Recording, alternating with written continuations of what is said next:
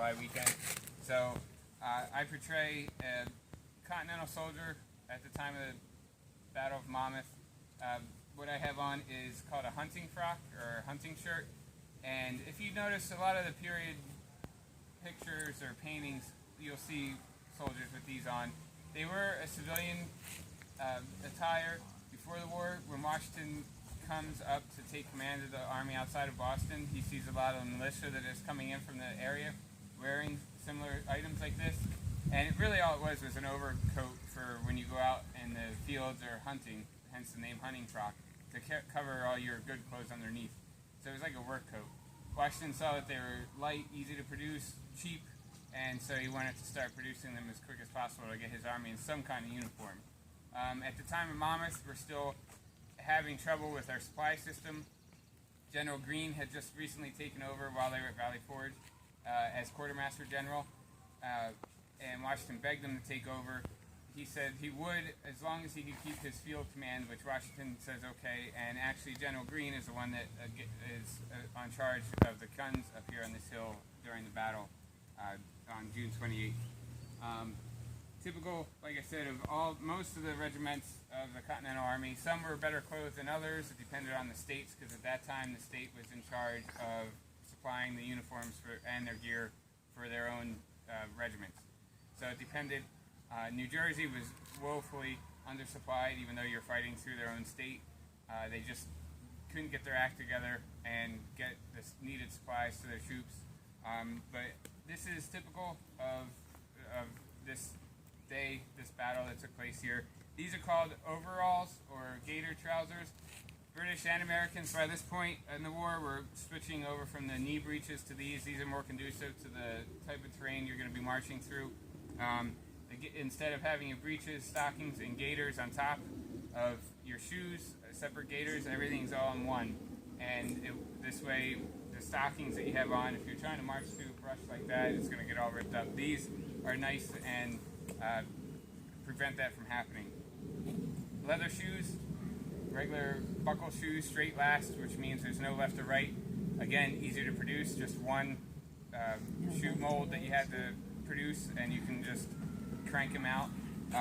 When you issued new shoes, you would just pick a foot to put them on, and eventually leather molds to your foot. And they actually become quite comfortable. These I've had for a couple years now, and they're just as comfortable as any other shoe I have. Linen shirt on, typical of the time. They had what were called sleeve buttons on most shirts at the time. They didn't have regular buttons like we do. We call these cufflinks now. And again, we found plenty of them out on the battlefield. So some are on display in the visitor center there. Blanket roll. General Lee's army, well, his advance corps was in Englishtown, about 2 miles down the road that way. The night before the battle, he was supposed to initiate the attack. He ordered his troops the morning of to drop everything except for their necessities, including a blanket. So everybody would have been wearing some kind of blanket roll like this, and then just carried what I have on, which is your cartridge pouch, made out of leather usually with a wooden block inside, and they would drill out holes for each individual cartridge that you're going to fire. Your bayonet carrier would be on your left hip. Everybody would carry their items basically in the same design because you're marching in a nice, succinct, compact line. So everybody had to have the stuff in the same way so as not to knock into each other when you're trying to get to it. This is your haversack made out of linen usually, just to carry your food rations in if you had any. Again, because of the Continental supply system was woefully inadequate at this time, you were sometimes going without. Canteen, very important, especially when it's 96 degrees in the shade the day of the battle, 100% humidity. And I have what's called a neckerchief on. These were quite common, civilian and military. If you look at all the paintings of the time, everybody has a neckerchief on. It's basically like a necktie is nowadays. It was just something you wore. I do not have a waistcoat on. Because of the supply problems, not everybody had every piece of material they were supposed to. I would be considered indecent at that time. You're always supposed to have your waistcoat on. But again, I didn't, maybe just mine wore out and I had to get rid of it, or side, or it's so hot that soldiers took off whatever they could to try and deal with the heat. I have a regular, what we call a tricorn hat. Tricorn didn't really become the term for it until we started to romanticize it in the 1800s, after a lot of the people that went through the revolution started to pass away and we started to look back. It was known as a cocked hat at that time because you cocked it up on three sides, and once it started to lose its shape, the officers would normally tell you to unbind it, let it flop down, maybe cut the rim back a little bit, and you would have just a regular round hat with you. I wear it off to the side because when you're at shoulder firelocks, the way you march, it's always on your left shoulder, and that way it's not going to interfere with my hat. If I had it on straight like a civilian or an officer, it would interfere, so you would put your hat off to the side. This is a French musket. At the time of the battle, this is what most Americans were carrying with them, because the year before France started shipping over muskets by the thousands to help us in the war against England. They would stamp them United States property and then issue them out to the troops. And they also came along with the bayonets as well, which helps. General von Steuben, who I'm sure you've all heard of, at Valley Forge, comes over, starts training the troops. This is the first battle that they're able to put that new training into effect. So it's really the proving ground for von Steuben's new tactics that he taught, or his new drill. In fact, we do have a statue of him behind us there. There's one at Valley Forge, similar to that one, and the one here, because, like I said, it's the first time they're able to actually use what he taught them. But so most troops are going to have this. When von Steuben taught you, he taught you in the Prussian manner, and I'm going to fire off a few rounds now. Hopefully my flint's going to cooperate with me. It's called a flint lock because you actually literally have a piece of flint here. It's naped into a sharp edge to make a spark, and that's what's going to ignite the gunpowder to fire off the musket. So the first thing you were taught is priming position. They would say half-cock firelock. You bring it back one click, so now it's still on safety, but it allows you to get to the priming pan. Handle cartridge. You'd slap your cartridge box, bring out one cartridge, musket ball on the bottom, paper or gunpowder on top. This is called a tail at the very top. It's all just one wrapped piece of paper here. You'd bring it to your chin. You'd wait for the next command, which would be prime. Open it up. Pour some of the powder in the priming pan. Wait till they said shut pan. You heard that click.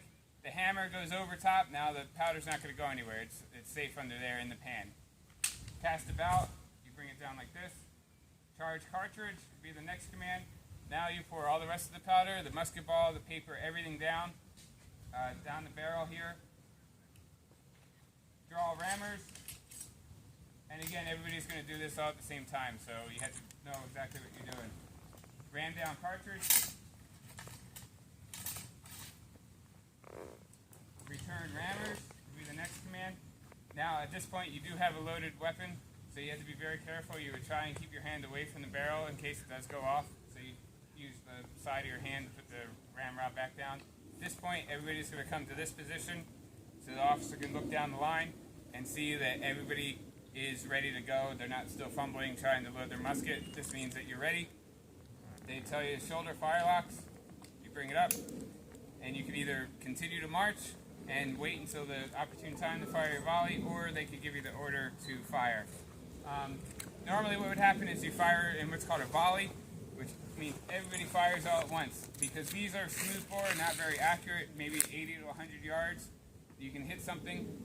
You fire all at once in order to get as much musket ball, much lead down range as possible. So I'm going to fire off one, and then I'm going to go through the motions again and try and get another shot off. Good soldiers should be able to fire 2 to 3 rounds a minute if they were just told to fire at will. So I'm going to fire this way just for safety reasons. It will get a little loud, just to warn you. So they just give you the order to make ready. You bring it up to that, up next to your side, and click it one more time. Take aim. Fire. Bring it back.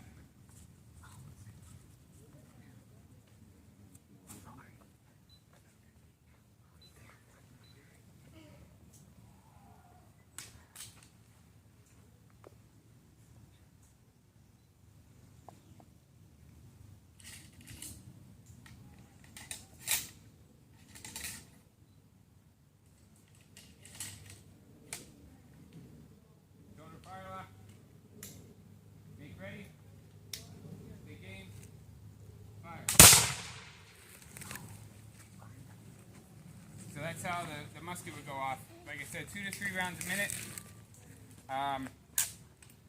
What happens is when you fire, the hammer is going to go forward. This piece of flint, this sharp piece of flint, is going to strike against what was known as the hammer or the frizzen later on.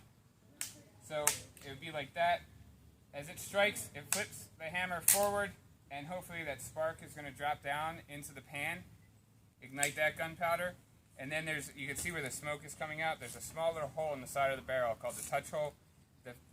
Hopefully the spark is going to go inside, ignite the gunpowder on the inside, and then make the bullet come out. When you got nice and close, they would say fix bayonets. So you bring your musket down to your side like this, bring your bayonet out, shoulder firelocks, and then continue to march. When you got nice and close to the enemy, they would say charge bayonets. You bring your musket down like this, and the front rank would march towards the enemy like this. The rear rank would hold it up just slightly higher, and you would make as much noise as you could, yelling, screaming, and as you got closer, they'd say march, march, which means double quick basically in today's terms. So you'd start trotting together, trying to stay in line, and then when they gave you the order finally to charge, then all bets were off. Everybody just pushes forward, and you literally try and push the enemy off the field. Bayonets at the time, very bad wounds. You can see it's a triangle shape. So if you did stick somebody with this, it's almost impossible to help heal that wound because it just festers. There's no two sides where you can stitch together. It's just one big open wound.